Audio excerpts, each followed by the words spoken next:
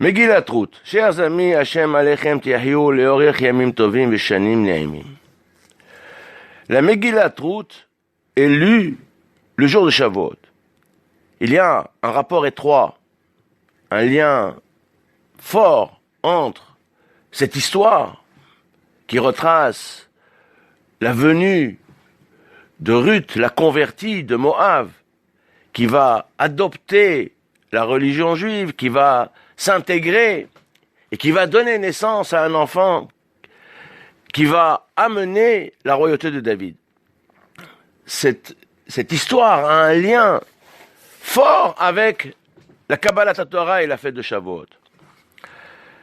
Cette histoire a été écrite, nous disent nos maîtres, par le prophète Shmuel. Shmuel Hanavi. Shmuel Hanavi a écrit tout le livre des Shoftim, la Megillat Ruth, et son propre livre, les deux livres de Shmuel Aleph et Shmuel Bet.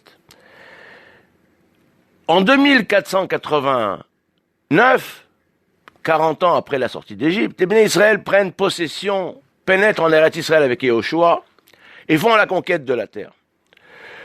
À la fin de la vie de Yehoshua, commence la période des juges. Pendant 3 siècles, environ 350 ans, ce sont des juges qui vont diriger le peuple. Ce que nous appelons les Shoftim. Pendant toute cette période-là, il n'y a pas de roi en Israël, et chacun fait ce que bon lui semble, ainsi que le dernier verset pratiquement des Shoftim disent « Bayamim ha'em en melech be'Israël ». En ces temps-là, il n'y avait pas de roi en Israël. « Ish ayashar be'einav ya'aseh ». Chaque homme faisait ce qui était bon à ses yeux.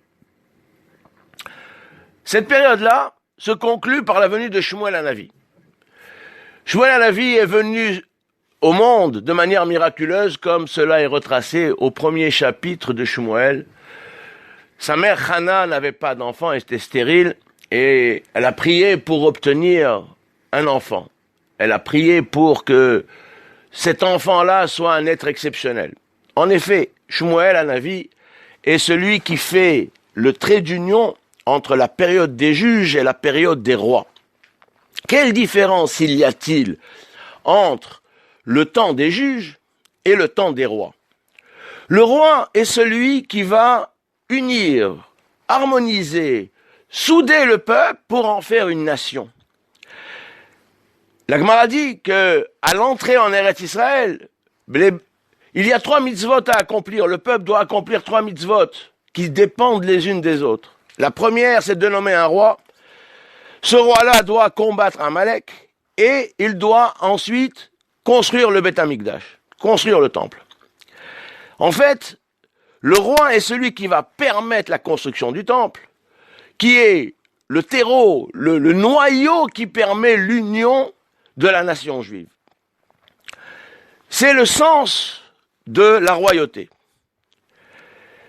Pendant 350 ans, il n'y a pas de roi en Israël, et Hana sait, de manière prophétique, qu'il va y avoir un personnage qui va venir faire basculer Am Israël dans une autre dimension que celle des juges, celle de la royauté. Et elle prie pour que son fils soit celui-là. Et Akadosh Baruch Hu envoie sur terre Shmuel Hanavi. Et Shmuel va écrire le livre de Ruth pour, nous disent Chachamim, comme cela est rapporté au nom de Rabbi Yosef ben Kisma, Tameani, je m'étonne. Si ce livre-là n'est venu que pour fixer la filiation et la filiation de David jusqu'à Ruth. Car en effet, il y a une grosse problématique dans le livre de Ruth, c'est que la Torah a mentionné un interdit. Lo yavo amoni au Moavi bikal Hashem. Il est interdit de contracter une alliance, un mariage, avec quelqu'un qui vient du peuple de Moab. Et nous savons que Ruth vient du peuple de Moab. Alors comment cette femme-là va pouvoir contracter une alliance avec Boaz? Comment David Améler, qui descend de Ruth peut être roi, peut avoir le droit de se marier et avoir des enfants dans le peuple d'Israël. C'est toute la problématique de cette Megillah. La femme, d'autre part, la femme qui symbolise, le personnage qui symbolise Kabbalat Torah, c'est Ruth. Ce qui est a priori étonnant. En effet, la femme n'a pas l'obligation d'étudier la Torah. Et on prend comme symbole un personnage qui est une femme pour symboliser, pour montrer Kabbalat Torah. Qu'est-ce que Kabbalat Torah? Qu'est-ce que l'acceptation de la Torah? Qu'est-ce que signifie accepter le joug de la Torah? On prend comme personnage Ruth, qui est une femme. Là aussi, ça pose problème. Deuxièmement, quel lien y a-t-il entre Kabbalat Torah et la royauté d'Israël? Tout ça, tous ces éléments-là, tous ces questionnements-là, sont enfouis dans le texte de la Megillah de Ruth. Alors, reprenons. À l'époque des juges, il n'y a pas de roi en Israël, chacun fait ce que bon lui semble. C'est-à-dire qu'il y a des tribunaux, les 12 tribus d'Israël sont installées sur leur terre, chacun a son lopin de terre. Dans chaque ville, il y a des juges, il y a des tribunaux, c'est vrai. Il y a le Mishkan qui est à Shiloh, c'est vrai. Mais dans tout ça, il n'y a rien qui unifie, qui crée une union, qui forme une nation. En Israël ne forme pas une nation sous un même étendard. Il y a des guerres fratricides, il y a des différends, et il n'y a rien qui fait l'union.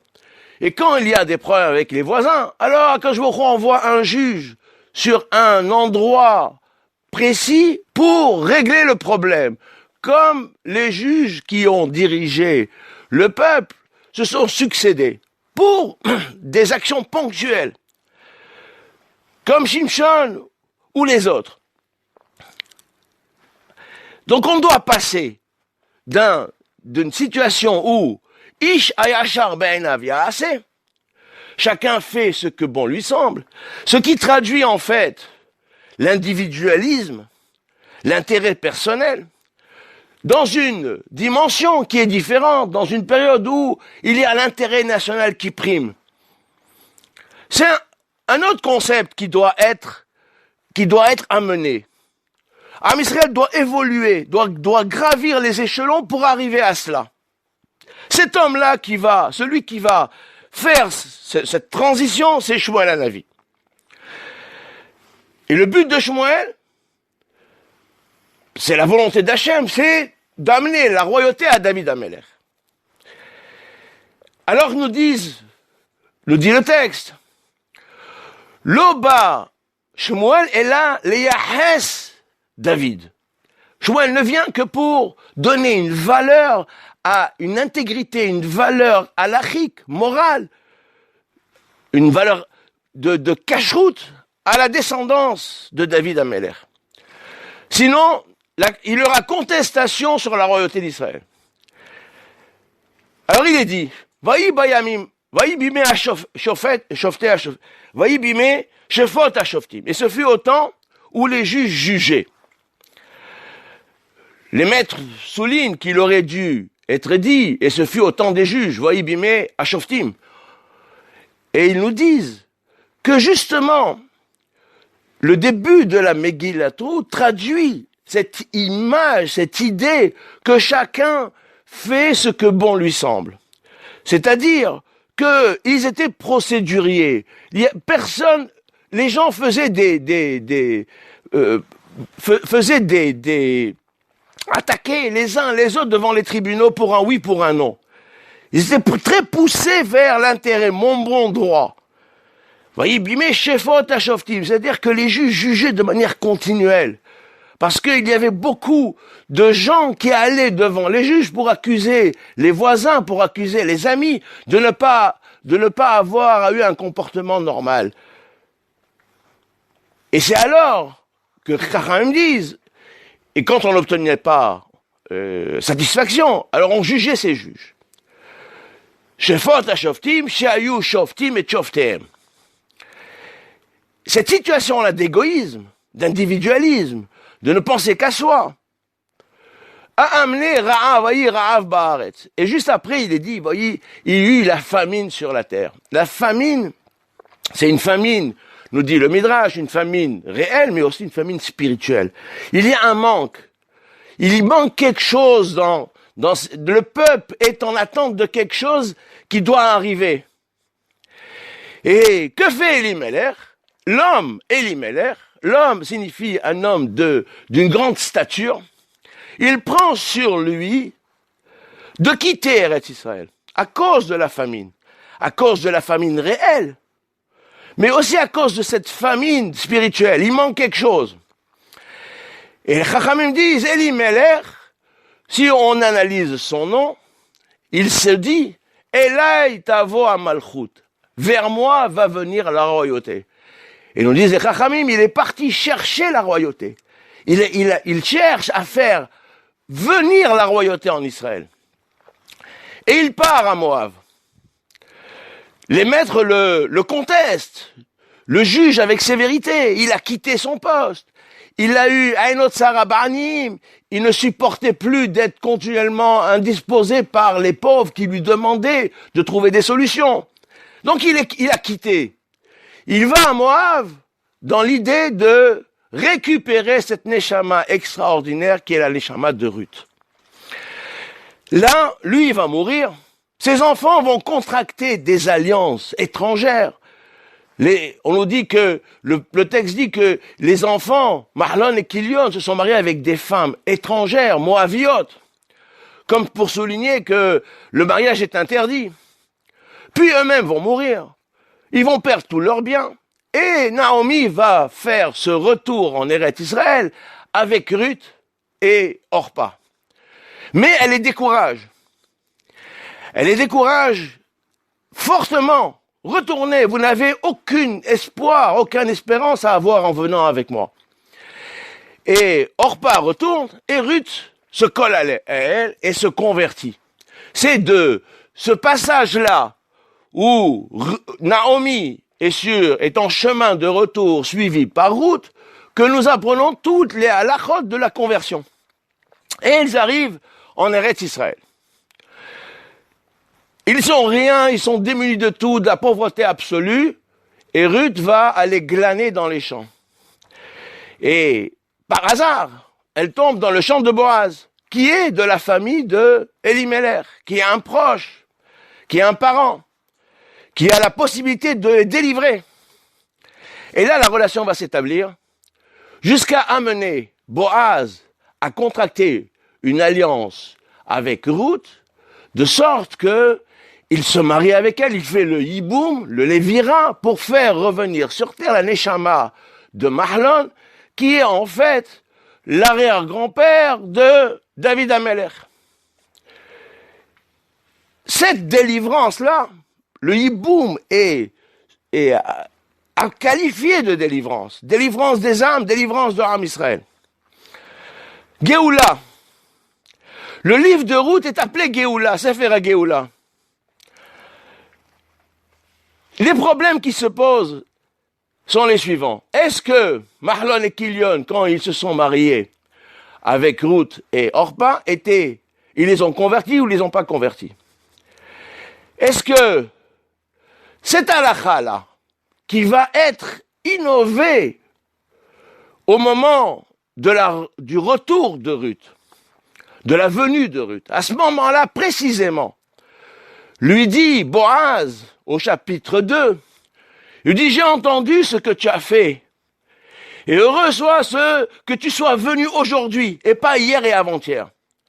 Et nous disent les maîtres, pourquoi pas hier et avant-hier? Parce que Chachamim dit, c'est Ayom nithadesha halacha. Là, c'est innover, une nouvelle halacha, que l'interdiction qui est mentionnée dans la Torah au sujet de Moab et de Ammon et Moab, cette interdiction-là ne concerne que les hommes et pas les femmes. Là, nous savons, soudainement ils savent, ils ont appris, ils ont dévoilé que cette interdiction ne concerne que les hommes. Donc toi, Ruth, tu peux contracter une alliance, tu peux te marier en Israël.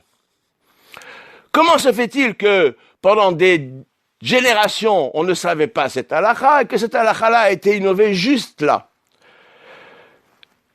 Et c'est ça, le sens, il y a ici enfoui un des sens de la Megillah. Pourquoi lit-on la Megillah pendant Shavuot? Parce que la Torah écrite n'a de sens que si on lui associe la Torah orale. Et cette halakha-là, c'est une halakha orale.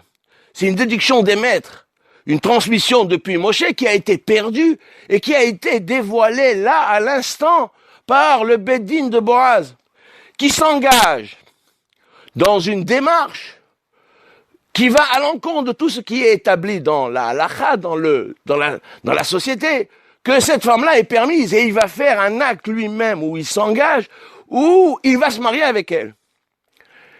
Et de suite après, il va mourir. Pourquoi? Parce que sûrement il a été sanctionné par Dieu. Ou peut-être parce qu'il a déjà fait sa mission. Il y a un rapport étroit entre la nation juive, la royauté d'Israël, le don de la Torah, la halakha, qui est greffée sur le texte et qui prend le dessus sur le texte écrit.